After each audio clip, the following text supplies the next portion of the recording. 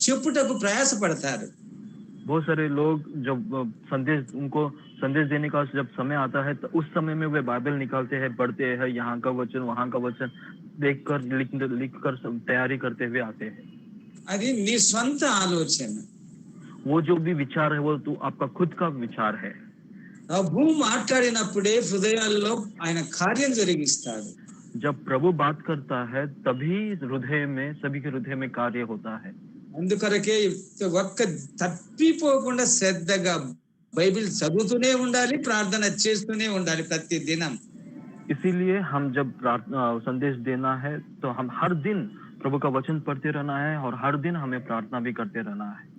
మనము దేవుని పిల్లలమని తెలుసుకోవాలంటే ప్రతి దినము బైబిల్ చదువుతూనే ఉండాలి, ప్రతి దినము ప్రభు పాదాల దగ్గర ప్రార్థన చేస్తూనే ఉండాలి. हम परमेश्वर के संतान है, अगर ये दिखाना है, ये सभी को समझना है तो हम हर दिन वचनों को पढ़ते रहना चाहिए और हर दिन प्रार्थना भी करते रहना चाहिए।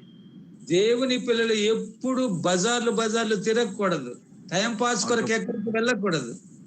और जो परमेश्वर के जो संतान है वो यहाँ वहाँ मार्केट में बाजार में फिरते हुए टाइम पास नहीं करते रहना।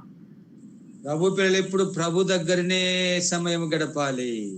प्रभु के जो संतान है हमेशा प्रभु के चरणों में और प्रभु के उपस्थिति में ही हम समय बिताना है। ఇప్పుడు లేవియ కాండము 22వ అధ్యాయం 31వ వచనం నుంచి మనం చదువుకుంటూ వచ్చాము. हम अभी लेवी व्यवस्था से में 22वां अध्याय और 31 वचनों से हम पढ़ते हुए आए हैं। 31 వచనంలో ఏముంది? మీరు నా ఆజ్ఞలను అనుసరించి వాటి ప్రకారము నడుచుకొనవలెనను, నేను యెహోవాను అని చెప్తున్నాడు. 21वां वचन में क्या है? इसीलिए तुम मेरी आज्ञाओं को मानना और उनका पालन करना, मैं यहोवा हूँ। ఇప్పుడు ఆ మాట చెబుతున్నప్పుడు ఎవరికి చెప్తున్నాడు? ఇశ్రాయేలు ప్రజలకు చెప్తున్నాడు. ये जो बात कहते समय किसको कह रहा है? इस्राएली लोगों से कह रहा है। ఇశ్రాయేలీలకు చెప్పమని మోషేతో ప్రభు మాట్లాడుతున్నాడు. इस्राएल लोगों को ये कहना है करके यहोवा जो है मोशे से कहा। ఇంతకు ముందు ఈ ఆజ్ఞలు లేవు, వాళ్ళకి తెలియదు ఆజ్ఞలు అంటే. और इसके पहले इनको ये आज्ञा क्या है उनको किसी को पता नहीं, అసలు యెహోవా అంటేనే తెలియదు. और असल में देखा गया तो यहोवा कौन है यही पता नहीं है। ఎందుకు? क्यों? ఐగుప్తులోనికి, ఆ కనాను దేశములో నుండి ఇశ్రాయేలు ప్రజలు యేషేబును అమ్మి వేసిన తర్వాత దేవుని ఉగ్రత వారి మీద పడి అన్నదమ్ముల మీద వారిని కరువుగా రాజేసి ప్రభు ఐగుప్తు తరిమాడు అందరినీ. जब हम देखते हैं कि यूसुफ को जब उसके भाइयों ने इस मिस्र देश में बेच दिया था तो वहां पर इस्राएलियों के जीवन में जगह पर उनको जो खाने का जो ये था कमी था, उस समय में वहां से उनको वापस मिस्र देश में भेजा गया। అది వారికి శిక్ష, और वो जो है उनको शिक्षा है। వారు అదే గినక యేషేబు నమ్మకపోతే ఆ శిక్ష వచ్చిండేది కాదు. और अगर वो लोग यूसुफ को वहां पर अगर न बेचा होता तो ये शिक्षा उनको नहीं आता था। అందుకొరకే దేవుని పిల్లలమైన మనము కూడా సహోదరుని ఏ సహోదరుని మీద నిందించకూడదు, ఏ సహోదరుని కోపపడకూడదు. इसीलिए हम जो परमेश्वर के जो संतान है कोई भाई पर हम कोई निंदा न डाले, ना कोई परेशान करे। ఒకవేళ మనల్ని ఎవరైనా నిన్ను కొట్టించుకోండి, కానీ వారిని ఆశీర్వదించాలి. अगर कोई तुम्हें पीटता है तो आप पीट के ले लो, मार के ले लो, लेकिन आप उल्टा उनको कुछ मत करना, ये आशीर्वाद आपको मिलेगा। ఈ ఐగుప్తుకు వెళ్ళినప్పుడు ఎంతమంది వెళ్ళారంటే ఆది కాండంలో 46వ అధ్యాయంలో 26-27 వచనంలో చూస్తే 70 మంది అక్కడి నుంచి వెళ్ళినట్లుగా రాశారు. अगर हम उत्पत्ति के जो 46वां अध्याय और उसमें वचनों में देखेंगे तो कितने लोग वहां पर मिस्र देश में गए थे? पूरे 70 लोग गए थे वहां पे। అపోస్తుల కార్యముల గ్రంథము 7వ అధ్యాయము 14వ వచనంలో చూస్తే 75 మంది వెళ్ళినట్లు అక్కడ రాశాడు. और प्रेरितों के काम वहां पे 7वां अध्याय और उस अध्याय में देखेंगे तो वहां पर सॉरी अंकल वर्ड ఎంత अंकल अभी 14 सातवां अध्याय और 14वां वचन में देखेंगे हम तो वहां पे 70 लोग गए हैं। ఈ విధముగా కొన్ని సంఖ్యాకాండానికి వచ్చినప్పుడు 70 మంది రాశారు.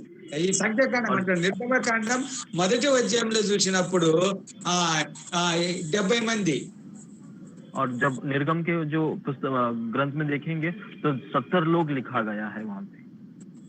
ఈ 70 మంది చేత ఇశ్రాయేలులు ఎంతమంది అయ్యారంటే ఇంచుమించు ఐగుప్తులో 20 లక్షల మంది ఇంచుమించు సంతానం పెరిగిపోయింది. और इस 70 लोगों के द्वारे से कम लगभग 20 लाख लोग इतना संख्या बढ़ गया था। శ్రద్ధగా వినండి దేవుని వాక్యాన్ని. और बहुत ध्यान पूर्वक से सुना ये वचनों को। ఆ 20 దగ్గర ఇంచుమించు 20 లక్షల మంది కాగా అందులో అక్కడ వారికి దేవుని ఆజ్ఞలు యెహోవానే మర్చిపోయారు. और इस 20 लाख लोगों को जब लगभग 20 लाख लोग जो वहां पे थे उन लोग सभी लोग परमेश्वर को भूल गए थे। ఇప్పుడు పోయిన సంవత్సరం మార్చి 29వ తారీఖు నుంచి ఏమొచ్చింది, కరోనా వచ్చి అన్ని మందిరాలు బంద్ అయిపోయినాయి. और गए साल जो मार्च 22 जो तारीख में पूरी तरह से कोरोना आने के बाद चर्च पूरी तरह से बंद हो गया है। ఎందుకు? क्यों? గవర్నమెంట్ ఏం చేసింది? जो सरकार ने क्या किया है? లాక్డౌన్ ఇచ్చేసింది, पूरी तरह से लॉकडाउन किया है। అందుకొరకే మందిరాలన్నీ బంద్ చేయబడ్డాయి. और सब मंदिर जो भी है वो सब कुछ बंद किया गया है। అది ఈ రోజు వరకు ఆగిపోయి ఉన్నాయి. और आज तक वो पूरी तरह से बंद है। ఇప్పుడు సంఘాలలో ఉన్న ప్రతి విశ్వాసి ఏమైపోయాడు? और हर एक कलीसी में जो विश्वासी है तो वो लोग क्या हो रहे हैं? పడిపోయారు, सब लोग गिर पड़ रहे हैं, లోకంలో కలిసిపోయారు. जग में मिल जा रहे हैं। ఇదే మొట్టమొదట మనం మొదలు పెట్టినప్పుడు సంఘమంతా కూర్చునేవారు. और ये जब शुरुआत हुआ तो कलीसी कहाँ है ये ढूंढते हुए रहते थे। మొత్తం మీరే సంఘమంతా మాల్గావ్ సంఘమంతా కూర్చొని వింటూ ఉండేవారు శ్రద్ధగా. और सब मालगांव के जो कलीसी है, मिरज की जो कलीसी है, सभी लोग इस गूगल मीट में जब ये शुरू हुआ था तो सब लोग मिलकर सुन रहे थे। ఈ గూగుల్లో వినే ఇది సంఘం కాదు అని మోసపోయారు చాలా మంది. और बहुत सारे लोग ये कहते हुए सोचते हुए रहे कि ये गूगल मीट जो है वो कलीसी नहीं है, ये सोचते फंस रहे हैं। ఇది మనుషులు పెట్టుకున్నారు, ये जो इंसान लोगों ने रखा है। ఈలాగు తలంచుకొని ఎందరో అసలు చూడకుండా ఇంట్లో కుటుంబ ప్రార్థనలు కూడా లేకుండా నాశనానికి పాత్రలైపోయారు. इस तरह से सोचते हुए लोग जो आजकल अपने परिवार में कौटुंबिक प्रार्थना भी करना बंद करके पूरी तरह से नाश हो गए हैं। ఆఖరికి ఇంటిలో కుటుంబ ప్రార్థన కూడా లేకుండా పోయింది. और आखिर में देखा गया तो उनके परिवार कुटुंब प्रार्थना भी नहीं रहा। అలాగే ఇశ్రాయేలు ప్రజలు ఐగుప్తులో ఉండి ఐగుప్తు చేష్టాలన్నీ అలవాట్లు నేర్చుకొని విగ్రహాలకు పూజిస్తూ యెహోవానే మర్చిపోయారు. और वहां पे मिस्र देश में सब कुछ प्रभु को भूल कर पूरा जो अपना नाच गाना उस पाप में पूरी तरह से डूब गए हैं। యెహోవా ఆజ్ఞలంటే తెలియదు వారికి. और यहोवा का आज्ञा क्या है वो भी पता नहीं। ఎప్పుడైతే వారికి శ్రమలు వేదనలు ఎక్కువ వచ్చాయో ఐగుప్తులో, అప్పుడు యెహోవా వారికి జ్ఞాపకం వచ్చాడు. जब उनको दुख तकलीफ ज्यादा होने लगा, संकट ज्यादा होने लगा, तब उनको यहोवा का याद आया। ఐగుప్తులో నెమ్మది లేదు, సమాధానము లేదు, సంతోషము లేదు, ఏడుపు, ఎప్పుడు వేదన, బాధ, దుఃఖము, నిట్టూర్పు. और मिस्र देश में देखा गया तो हमेशा रोना है, दुख है, दर्द है, संकट है, हर प्रकार के परिश्रम है वहां पर। అప్పుడు జ్ఞాపకానికి వచ్చారు. और उस समय में उनको याद आ रहा है। ఏమని? क्या करके? మా నాన్న, మా తాత అబ్రహాము దేవుడు, ఇస్సాకు దేవుడు, యాకోబు దేవుడు, వారిని కొలిసేవారే, ఇప్పుడు మనం ఆయన దగ్గరనే ఏడుస్తామని అలాంటి ఆలోచన ప్రభు వాళ్ళు పుట్టించారు. तब उनको याद आ रहा है क्या कि हमारा जो परदादा है, अब्राहम है, याकूब है, इसहाक है, ये वे लोग जो परमेश्वर को स्मरण कर रहे थे, पूजा कर रहे थे, वो अब उनको ही हम जाके अभी प्रार्थना करेंगे करके तब उनको याद आ रहा है। అప్పుడు మోషేను లేపి మోషేను ఇశ్రాయేలందరిని విడిపించాడు ఐగుప్తులో నుండి. और उस समय में मोशे को उठाकर इस्राएल देश को मिस्र देश से बाहर निकाला. అప్పుడు బయటికి వెలుపటికి వచ్చినప్పుడు ఇశ్రాయేలందరూ ఇంకా ముందుకు సాగిపోవాలి కనాను దేశానికి. और जब मिस्र देश से सब इस्राएली लोग बाहर आ गए तो वहां से उनको कनान देश में जाना चाहिए. అప్పుడు కనాను దేశానికి వెళ్ళుటకు ఎందరో శత్రువులు బయలుదేరుతారు, పోనివ్వరు దారి. और उस कनान देश को जाते समय कितने तो शत्रु लोग आते हैं रोकने के लिए. వారి కొరకు ఆయన సైన్యాన్ని ఏర్పరచుకో అని ప్రభు ఆజ్ఞాపించాడు. और उसके लिए परमेश्वर आज्ञा देता है कि उस कारण सेनाओं को तुम चुन के ले लो. ఎందుకు యుద్ధం చేయాలి? क्यों? क्योंकि युद्ध करना है. అందుకొరకు ఆ యుద్ధానికి ఏర్పరచుకున్నప్పుడు 6,03,550 మంది ఇది. और उस युद्ध को लड़ने के लिए जो लोग वहां पे तैयार हुए 6,30,50 लोग थे. ఇంతమంది సైనికులు और इतने सारे लोग थे. మొత్తం అందరూ మొత్తం కలిపి 20 లక్షలు ఇంచుమించు. और सब लोगों को अगर गिनती करें तो लगभग 20 लाख लोग थे. వారు దాటి ఎర్ర సముద్రాన్ని దాటి బయలుదేరి వచ్చారు. और वो सभी लोग लाल समुद्र भी वो लोग पार करके बाहर आ गए. ఇంకా వారిని నడిపించుటకు యెహోవా వారికి ఆహారాన్ని ఇచ్చాడు. और उनको चलाने के लिए यहोवा जो है उनको आहार भी दिया. నీటిని కూడా ఇచ్చాడు. और पानी भी दिया. వారు ఏమైపోయారు? సుఖంగా నడిచిపోతున్నారు. और वो क्या हो गए कि वो सुख से वो चलते हुए जा रहे हैं. సుఖంగా నడుస్తూ ఉన్నప్పుడు వారికి ఏమైందంటే తినేది త్రాగేది ఐగుప్తుని జ్ఞాపకం చేసుకునేది. ఐగుప్తు పాపాలు. और ये सुख से चलते समय से वो लोग खाना खाते थे, पानी पीते थे, और ये इस समय में पूरी तरह से मिस्र देश को याद करते हुए पूरी तरह से नाश करते रहे. అప్పుడు ఆ ప్రభువు చూసి మోషేకి ఆజ్ఞాపించాడు. और उस समय में यहोवा उनको देखकर मोशे को एक आज्ञा देता है. ఏమని ఆజ్ఞాపిస్తున్నాడు? क्या करके आज्ञा देता है? ఇప్పుడు లేవియా కాండం 22వ అధ్యాయం 31వ వచనములో हम लेविया व्यवस्था के 22वां अध्याय और 21वां वचन में क्या देखते हैं? ఏమంటున్నాడు అక్కడ? మీరు నా ఆజ్ఞలను అనుసరించి వాటి ప్రకారము నడుచుకొనవలెను, నేను యెహోవాను. इसलिए तुम मेरी आज्ञाओं को मानना और उनका पालन करना, मैं यहोवा हूँ. ఇప్పుడు ఖండితంగా చెప్తున్నాడు. यहाँ पे खचित रीति से बात कर रहा है. ఏమంటారు? మీరు నా ఆజ్ఞలను అనుసరించాలి, వాటి ప్రకారం నడవాలి. क्या कह रहा है? कि मेरे आज्ञाओं को मानना है और उसके अनुसार पालन भी करना है. నేను యెహోవాను. मैं यहोवा हूँ. ఏం చెప్తున్నాడు? నేను యెహోవాను అంటున్నాడు. क्या कह रहा है यहाँ पे? मैं यहोवा हूँ करके कह रहा है. ఈ మాట వారికి అర్థం కాలేదా? అయిందో తెలియదు మనకు. ये बात उनको समझ में आया होगा या नहीं, मुझे नहीं पता. అంటే మీరు నా ఆజ్ఞలను అనుసరించాలి, ఆజ్ఞల ప్రకారము నడుచుకోవాలి. నేను యెహోవాను. मतलब मेरी आज्ञाओं को तुम मानना है और उस आज्ञा के अनुसार तुमको पालन करना है, मैं यहोवा हूँ. అంటే నేను ఆ మాట ఎందుకు అంటున్నాడు?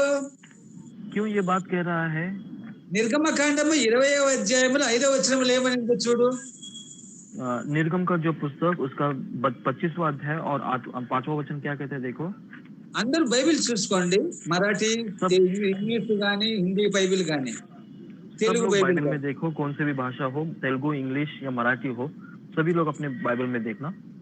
నిర్గమకాండం 20వ అధ్యాయం 5వ వచనము. और निर्गम का जो पुस्तक ग्रंथ है उसका 25वां अध्याय और 5वां वचन.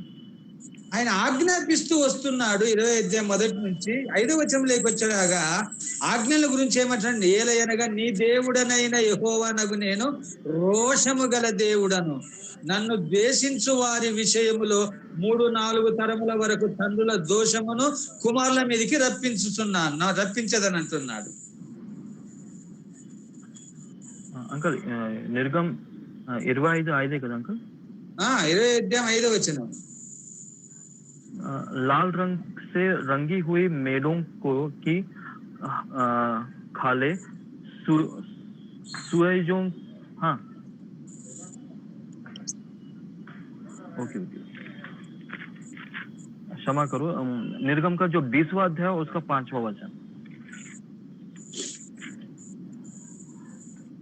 तू उनको दंडवत न करना और न उनकी उपासना करना, क्योंकि मैं तेरा परमेश्वर यहोवा जलन रखने वाला परमेश्वर हूँ, और जो मुझसे बैर रखता है उनको उनके बेटों, पोतों और परपोतों को भी पितरों का दंड दिया करता हूँ।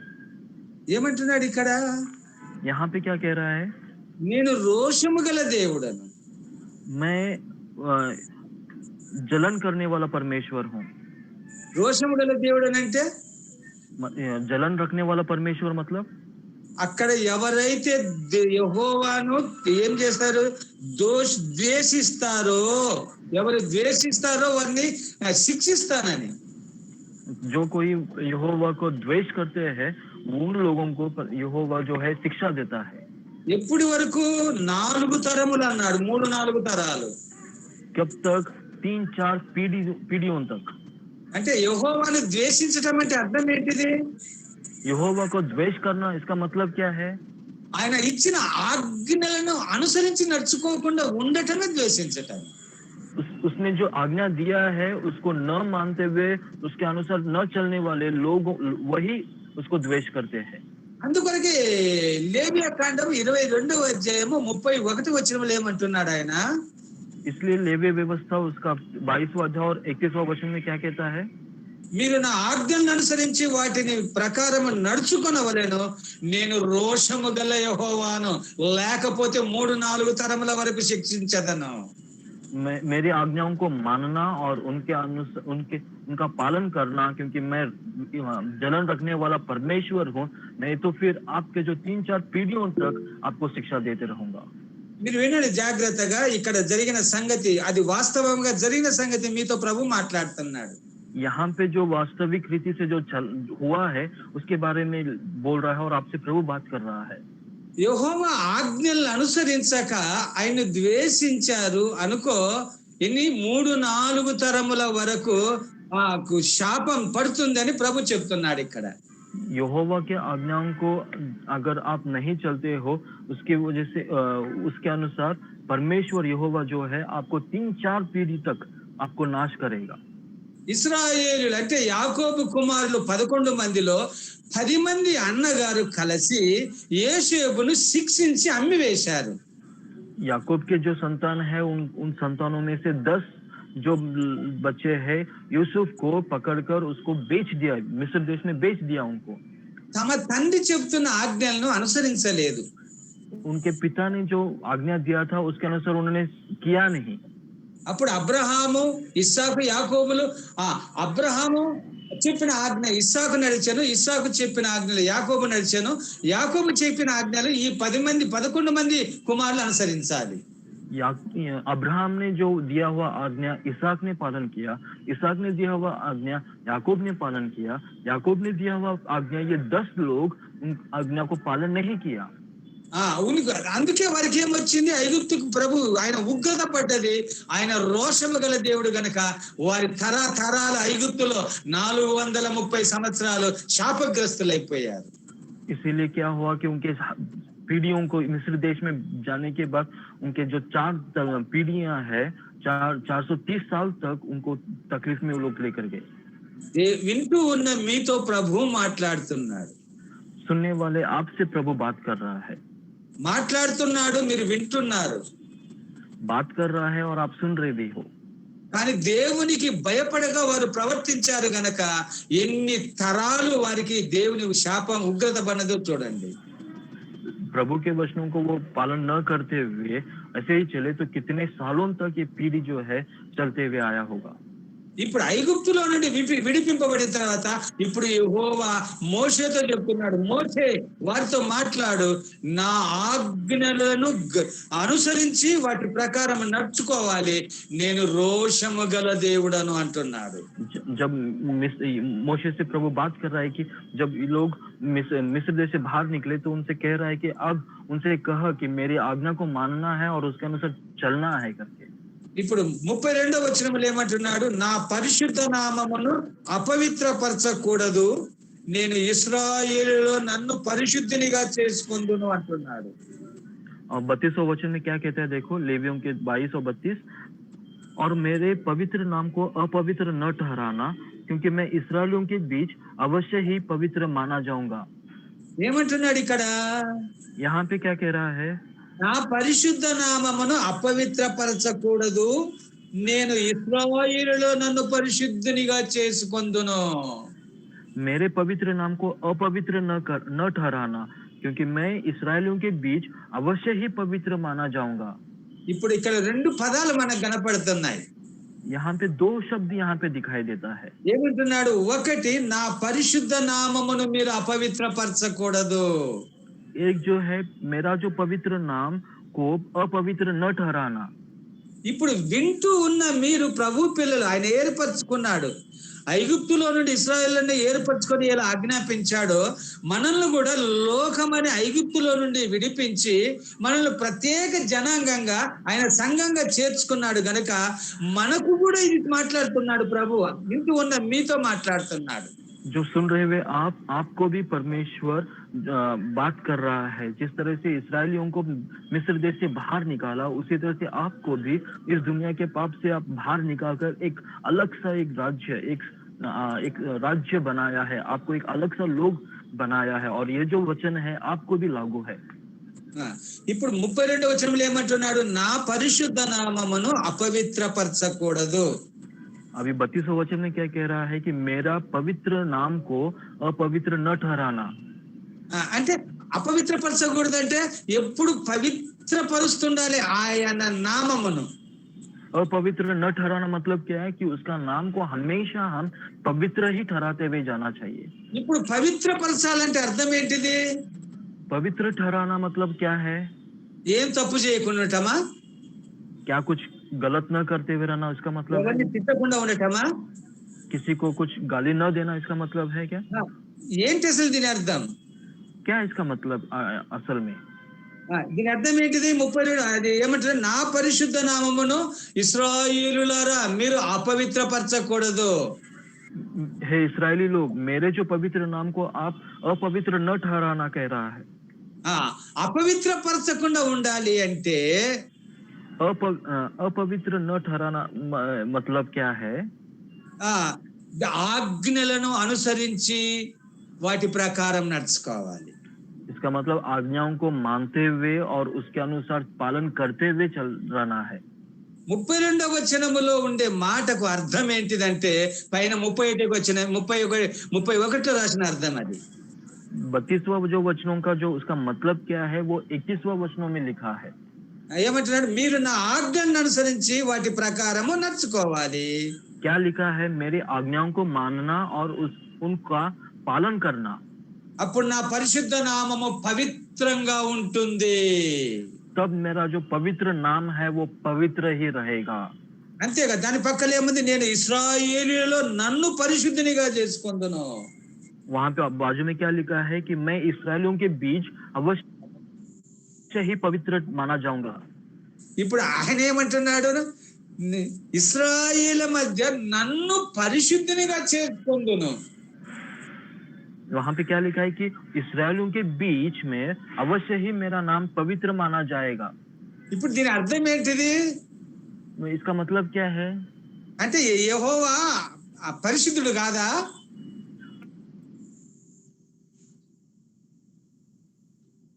గణేష్, యెహోవా పవిత్రుడు కాదా? क्या यहोवा पवित्र नहीं है? అది ఆయన ఏమంటున్నాడు? నా నామమును పవిత్రపరచుకొందును అంటున్నాడు ఆయన నన్ను. वहां पे ऐसा लिखा है कि मेरे नाम को मैं पवित्र माना जाऊंगा करके कहा है। తెలుగు బైబిల్లో ఏముందంటే నేను ఇశ్రాయేలులో నన్ను పరిశుద్ధినిగా చేసుకొందును.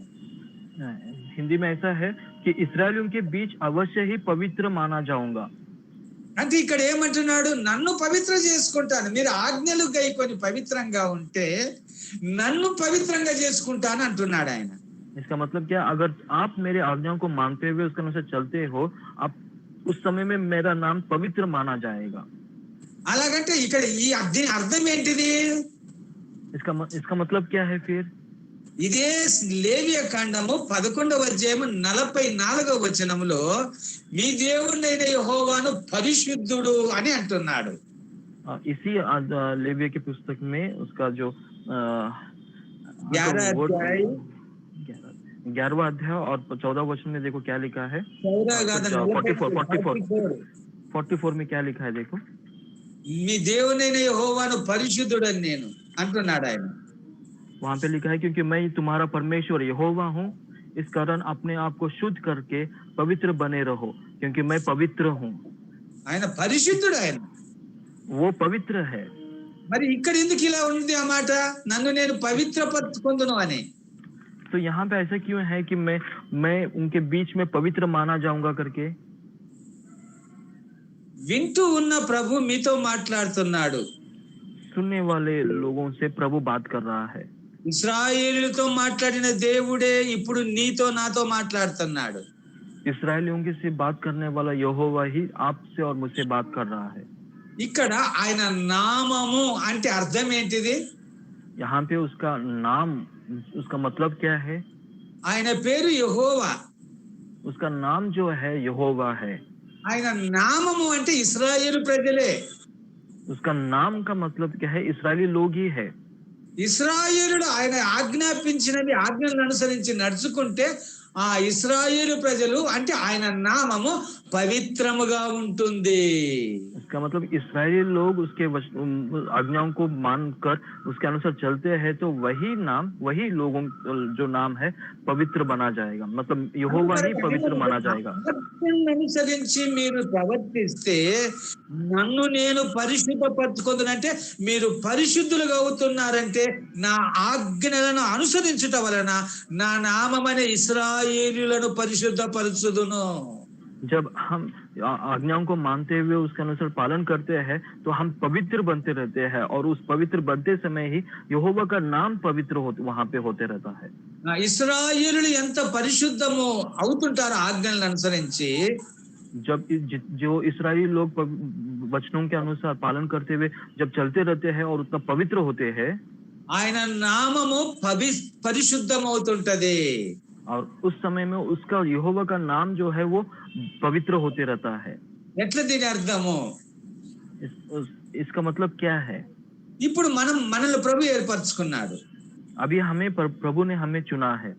ఆయన ఈ ఆజ్ఞాపించిన ఆజ్ఞలన్నిటిని అనుసరించి మనము ఈ లోకములో, ఈ మిరేజిపట్నంలో, ఈ పూనాలో, ఈ ఎక్కడెక్కడ ఇచ్చలికరంజిలో, అష్టాలో, కోలాపూర్లో, గోకాకులో ఎంతమంది వింటున్నారో వారందరూ ఆయన ఆజ్ఞను అనుసరించి నడుచుకుంటూ ఉంటే, जितने भी लोग हैं मिरेज में हो, पुणे में हो, मुंबई में हो, आस्था में, इचलकरंजी में या गोकाक में हो, जो लोग सुनकर प्रभु का वचन सुनते हुए उसके अनुसार चलते हुए रहे, మన చుట్టూ ఉన్న వారు ఏం చేస్తారు? तो हमारे आजू बाजू में जो लोग हैं वो क्या करेंगे? అయ్యో నిజముగా వారు ప్రభు పిల్లలు, దేవుని ఆజ్ఞ అనుసరిస్తారు, వారు పరిశుద్ధులు అని మనల్ని గురించి సాక్ష్యం ఇస్తారు. और वो लोग ऐसे कहते रहते हैं कि सचमुच ये लोग परमेश्वर के लोग हैं, पवित्र लोग हैं, वो प्रभु को डरने वाले लोग हैं करके कहते हुए रहते हैं। మనం ఏం చెప్పిన వాళ్ళు వినరు, और हम जो भी कहते हैं वो सुनेंगे नहीं, ये कहते हैं। వారు బైబిల్లో ఏమి ప్రభు ఆజ్ఞాపించాడో వారిని బట్టి నడుచుకునేవారే. जो बाइबल में लिखा है उसी के अनुसार वो चलने वाले लोग हैं।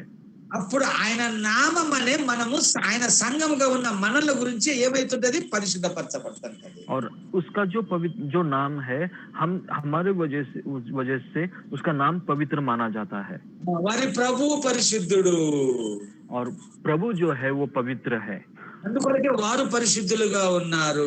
इसीलिए वे लोग पवित्र है। వారి నోట ఏ అపవిత్రమైంది రాదు, उनके जुबान से कुछ भी अपवित्र बात नहीं आता है, కోపము లేదు, उनमें कुछ गुस्सा दिखाई नहीं देता, వారు ఎవరికి కీడు చేయరు, वो किसी का बुरा नहीं करते, వారికి కీడు చేసినా కూడా వారు మనలకు మేలు చేస్తారు. अगर कोई उनका कुछ बुरा करते हैं तो उनके विरोध वो कुछ अच्छा काम, भला काम करते हैं, కీడు చేసిన వారి గురించి ప్రార్థిస్తారు. और जो बुरा करते हैं उनके लिए वे लोग प्रार्थना करते रहते हैं, వారందరినీ ఆశీర్వదిస్తుంటారు. वे सभियों को आशीर्वाद देते रहते हैं। ఇదేంటిది ఆయన ప్రభు అయిన యెహోవా నామము పరిశుద్ధపరచబడుతుంది. इसका मतलब क्या है कि यहोवा का नाम वहां पे पवित्र माना जा रहा है।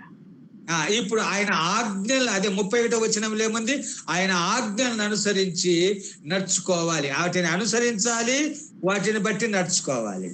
और 31वां वचन में क्या लिखा है कि उसके आज्ञाओं को मानना है और उनके अनुसार पालन करते हुए रहना है। నేను యెహోవాను, और मैं यहोवा हूँ, నేను రోషము గల దేవుడను, मैं जलन रखने वाला परमेश्वर हूँ। నువ్వు ఆజ్ఞలు గైకొనకపోతే, అనుసరించకపోతే నీ కుమారులకు కుమార్తెలకు కుమారులకు శిక్ష పడుతుంది. अगर आप मेरे आज्ञाओं को मानते नहीं तो आपके पुत्रों को, आपके पुत्रों के पुत्रों को, मतलब पोतों को शिक्षा पड़ेगा। ఇది ఖాయం, और ये निश्चय है, ఇది ప్రభు ఆజ్ఞ, और ये जो है प्रभु का आज्ञा है, ఇది నా ఆజ్ఞ కాదు. और ये मेरी आज्ञा नहीं। కొందరు ఏమంటారంటే కొత్త నిబంధనలో ఇది లేదంటారు. और थोड़े लोग ऐसे कहते हैं कि ये नया नियम है, ये नहीं है। అలా ఎప్పటికీ తలంచకూడదు. तो इस तरह से कभी आप सोचना नहीं। నువ్వు ఆజ్ఞలు గైకొనకపోతే, अगर आप आज्ञा को नहीं मानते हो, నీ బిడ్డలు రక్షణ పొందరు. आपके जो बच्चे हैं वो उद्धार नहीं पाएंगे। వారు రక్షణ పొందినప్పుడే అప్పుడే దేవునికి శాపగ్రస్తులయ్యారు. अगर वो उद्धार नहीं पा रहे हैं, इसका मतलब कि आप श्रापित हो गए हो। మరలా వారికి పెళ్లి చేస్తే వారి పిల్లలు కూడా శాపగ్రస్తులైపోతారు. और जब वे लोग शादी करेंगे तो उनके बच्चे भी श्रापग्रस्त हो जाएंगे। నువ్వు ఎప్పుడైతే నువ్వు ఆయన ఆజ్ఞలు గైకొంటావో, जब आप वचनों को मानते हो और पालन करते हो, నీకు పుట్టిన పిల్లలు కూడా రక్షణ పొందుతారు. जो आपको होने वाले बच्चे भी उद्धार पाएंगे, వారి ఆజ్ఞలు గైకొంటారు. और वो लोग भी आज्ञाओं को पालन करेंगे। నాకు చిన్న సాక్ష్యం చెప్తాను, వినండి. मेरा एक छोटा सा गवाही आपसे कहना चाहता हूँ, सुनो। నాకు పెళ్లి కాకమునిపై నేను రక్షణ పొందిన వాడిని, ఎప్పుడు బైబిల్ చదివేవాడిని. मैं शादी के पहले उद्धार पाया हूँ और हमेशा मैं बाइबल पढ़ते हुए रहता हूँ। నేను పెళ్లి చేసుకున్నాక నా భార్య కూడా రక్షింపబడి నాతో పాటు బైబిల్ చదువుకునేది, ప్రార్థనలు చేసుకునేది. मेरा शादी होने के बाद मेरी पत्नी भी मेरे साथ मिलकर प्रभु का वचन बाइबल को पढ़ते हुए रहती है। మేము ఇంటి పనులు, ఏ పనులు, ఉద్యోగాలు చేసుకోవటం, ఇంటి పనులు చేయటం, తిరిగి బైబిల్ మీద ప్రార్థన చేసుకోవటం, ఇద్దరం కుటుంబంతో కలిసి ప్రార్థన చేసుకోవటం, వ్యక్తిగతంగా ప్రార్థన చేసుకోవటం, బైబిల్ చదవటం, ఇలాగే జరిగిపోతున్నది. और मैं जब काम करता हूँ तो मेरा वो काम करते करते घर का हम दोनों भी घर का काम करने के बाद जो हम बाइबल पढ़ते हैं और प्रार्थना भी करते हुए समय बिताते हुए। అలాగే నాకు కుమారుడు నెతన్య పుట్టాడు. और इसी रीति से मेरा जो बेटा है नथान्या पैदा हुआ। నేను మోకాళ్ళని ప్రార్థన చేసుకునేవాడిని. ఉదయము 9 గంటలకు మోకాళ్ళు ఉంటా, నైట్ డ్యూటీ ఉంటుంది, అప్పుడు 9 గంటలకు ప్రార్థన చేసుకుంటుంటా. तो मेरा जो है नाइट ड्यूटी रहता है, तो मैं 9 बजे जो है मेरे घुटनों पे आके मैं प्रार्थना करते हुए रहता हूँ। నేను ప్రార్థన చేసుకుంటున్నప్పుడు ఆ శబ్దం వినపడుతుంటది నా కుమారుడికి నెతన్యకు. और मैं जब प्रार्थना करते समय मैं जो बोल रहा हूँ वो शब्द जो है नथान्या को सुनाई देता था। అప్పుడు 1.5 సంవత్సరం. और उस समय वो 1.5 साल का था। అప్పుడు అక్కడ నేను మాట్లాడుతూ ఉంటే మా నెతన్య కూడా ఏదేదో పలుకుతా ఉంటాడు మోకాళ్ళు, నా పక్కనే మోకాళ్ళు మాట్లాడుతూ ఉంటాడు. और जब मैं घुटनों पे मैं प्रार्थना करते समय वो बातें सुनता था और वो भी मम करते हुए वो रहता था।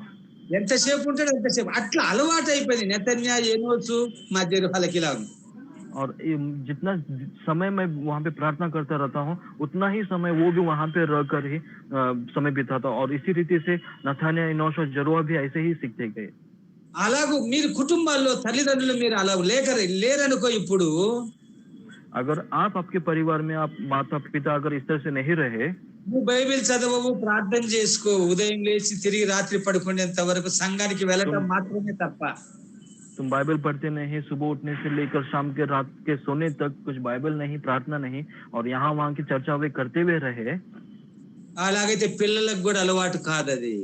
तो ऐसे रहेंगे तो आपके बच्चों को भी ये आदत नहीं आएगा, వారి శాపం పడుతుంది వారి మీద, और उनके पर वो श्राप गिरते रहेगा। అది నీ గుండెనే, తల్లిదండ్రి గుండెనే పిల్లలకు వచ్చేది. और ये आपके वजह से, आपके माँ बाप के वजह से ही बच्चों पर वो शाप आते रहता है। అందుకొరకే యెహోవా అంటున్నాడు, నేను రోషము గల దేవుడను గనక నేను ఆజ్ఞాపించిన ఆజ్ఞలను అనుసరించి నడుచుకొనుచూ ఉండాలని పదే పదే ఎంత ఖండితంగా చెప్తున్నాడు. इसीलिए परमेश्वर कह रहा है कि मैं जलन रखने वाला परमेश्वर हूँ, मेरी आज्ञाओं को आप मानते हुए चलते हुए रहना चाहिए करके ये आज्ञा देते हुए आ रहा है। ఇప్పుడు ఆజ్ఞలను అనుసరించి నడుచుకోవడం వల్ల ఒకటి, నా పరిశుద్ధ నామమును అపవిత్రపరచబడదు అంటున్నాడు అనుసరిస్తే. और अगर आप इस आज्ञाओं को मानते हुए उसके अनुसार पालन करते हुए रहेंगे तो मेरा जो पवित्र नाम है कभी भी अपवित्र न ठहरेगा అది మహిమపరచబడుతుంది. और उस समय में वो महिमा पाते रहेगा। నా నా నామమునకు ఘనత చుట్టూ ఉన్న ప్రజలతో, और आप मेरा जो नाम है आपके आजू बाजू के लोगों के द्वारे से पवित्र मानते हुए जाएंगे। మరి తర్వాత ఏమన్నాడు, నేను ఇశ్రాయేలులో నన్ను పరిశుద్ధునిగా చేసుకుంటుంటాను. और मैं इस्राएलियों के बीच में पवित्र मानते हुए जाऊंगा। అంటే అందరూ పరిశుద్ధులు అని మనల గురించి సాక్ష్యం ఇచ్చినప్పుడు ఆయన నామము ఆయనకు పరిశుద్ధమైనట్లు లెక్క. అంటే ఆయన ప్రజలు పరిశుద్ధులుగా ఉన్నట్లు ఆయన దగ్గరికి ఆయన స్వరమైన పడుతూ ఉంటది, నీ పిల్లలు పరిశుద్ధులు అని. जब हम ऐसे करते रहेंगे तो इस्राएल के लोग जो जो पवित्र मानते हुए रहेंगे तो वो जो शब्द है वहां पे सुनाई देता है। ఇప్పుడు 33వ వచనంలో ఏమంటున్నాడు, और अब यहाँ पे 33वां वचन क्या कहता है देखो, నేను మిమ్మల్ని పరిశుద్ధపరచు యెహోవాను అంటున్నాడు.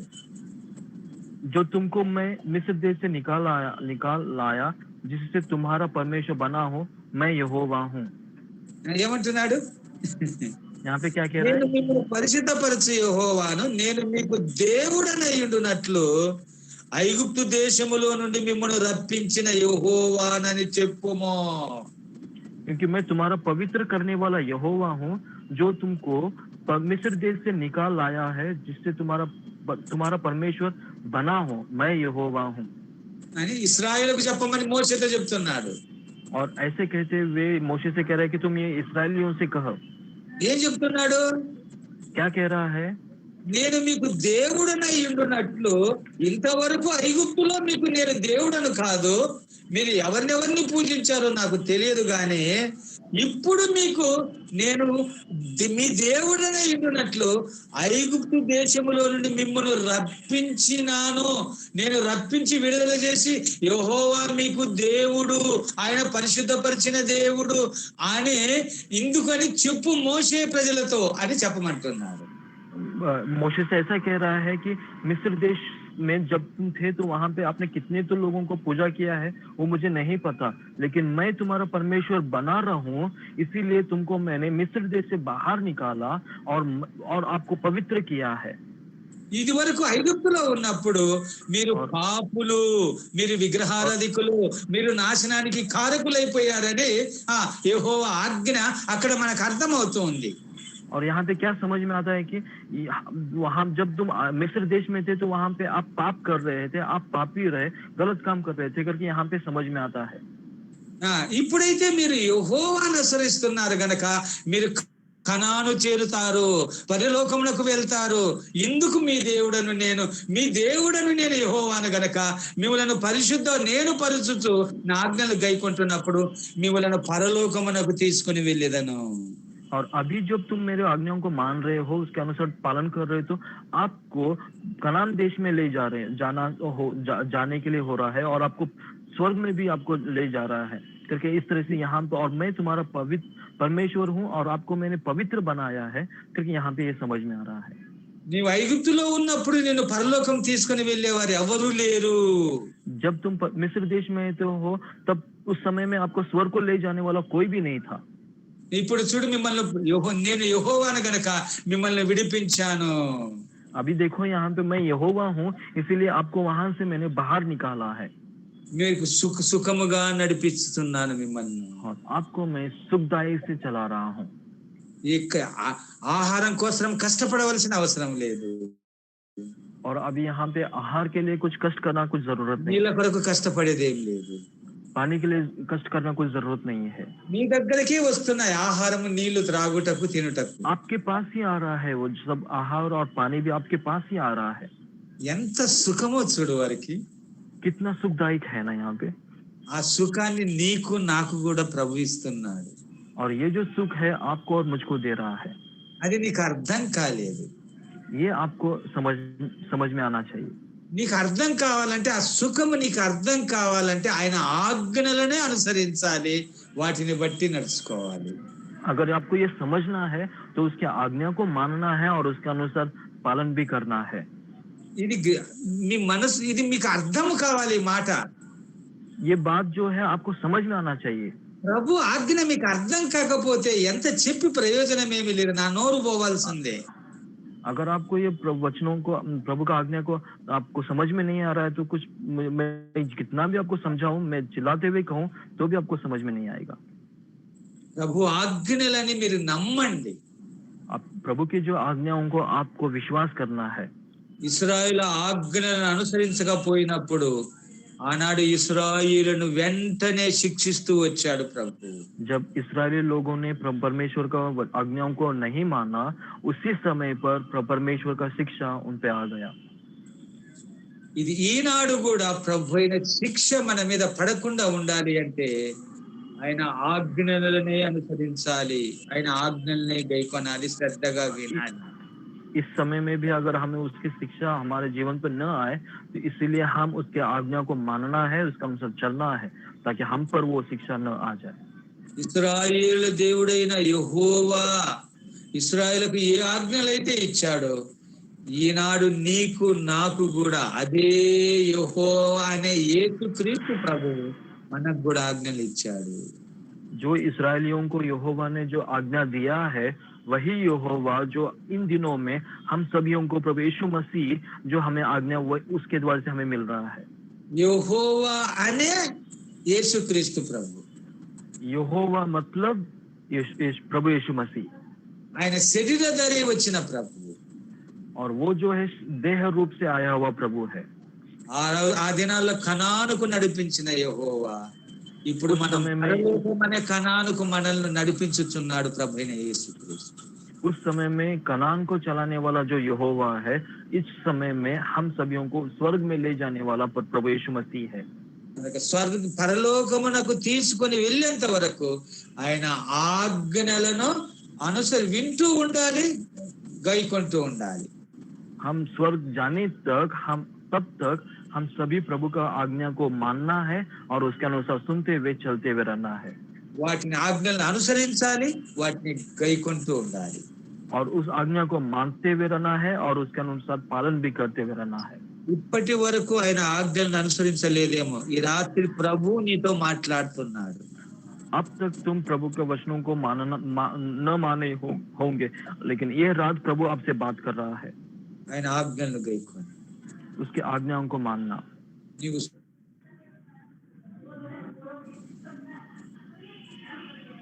अंकल वॉइस कट है ना?